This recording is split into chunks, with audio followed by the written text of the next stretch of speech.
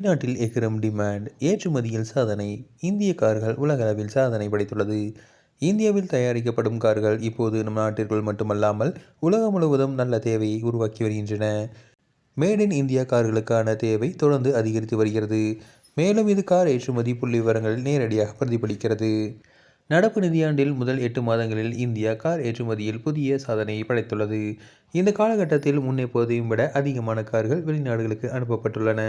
SIAM தரவுகளின்படி 2026 முதல் 8 மாதங்களில் சுமார் 5,99,276 பயணிகள் வாகனங்கள் வெளிநாடுகளுக்கு அனுப்பப்பட்டுள்ளன. இது கடந்த ஆண்டின் இதே காலத்துடன் ஒப்பிடும்போது சுமார் 20% அதிகமாகும். 2025 ஏப்ரல் முதல் நவம்பர் வரை 4,98,763 வாகனங்கள் ஏற்றுமதி செய்யப்பட்டன. இந்த முறை சுமார் 1,00,000 யூனிட்டுகள் நேரடி அதிகரிப்பு காணப்பட்டுள்ளது. இந்திய கார்கள் உலக சந்தையில் வேகமாக விரும்பப்பட்டு வருகிறது என்பதை இது தெளிவாக காட்டுகிறது. இந்த வெற்றிக்கு மத்தியில் ஒரு சவாலும் எழுந்துள்ளது. மெக்சிகோ ஜனவரி 1, 2026 முதல் இந்தியாவில் தயாரிக்கப்படும் கார்களுக்கான இறக்குமதி வரிகளை 20%லிருந்து 50%ஆக உயர்த்தப் போவதாக அறிவித்துள்ளது.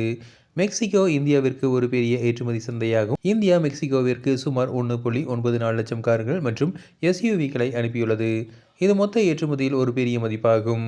மாருதி சுசுகி ஆண்டுதோறும் ஆயிரக்கணக்கான கார்களை மெக்சிகோவிற்கு ஏற்றுமதி செய்கிறது.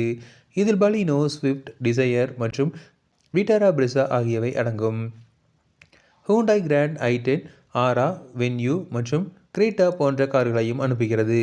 மேலும் ஃபோக்ஸ்வேகன் குழுமம் மற்றும் நிசான் இந்தியா வாகனங்களும் மெக்சிகோவில் கணிசமாக எண்ணிக்கையில் விற்கப்படுகின்றன. மேட் இன் இந்தியா கார்களுக்கான அதிகரித்து வரும் தேவை இந்தியா ஒரு பெரிய சந்தை மட்டுமல்ல, ஒரு வலுவான உற்பத்தி மையமாகவும் மாறியுள்ளது. வரி விதிப்பு போன்ற சவால்களை சரியாக கையாண்டால் எதிர்காலத்தில் இந்தியா கார் ஏற்றுமதியில் புதிய வரலாற்றை படைக்கும் என்பது சந்தேகமில்லை.